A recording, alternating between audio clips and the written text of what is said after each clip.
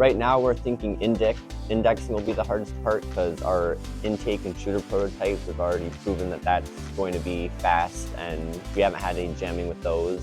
But with the indexer, we have to have it keep up with the shooter and hit our target balls per second, and we have to make sure it doesn't jam.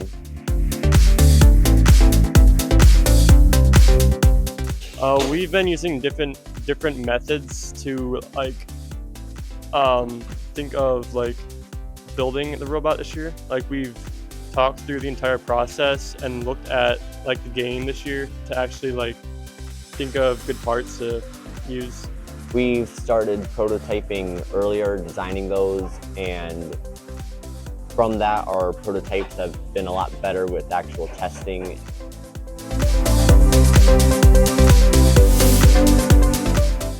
This year, probably the climber, because it is a very intricate piece, and also making the turret will also be pretty difficult because it's a moving mechanism to shoot the fuel out.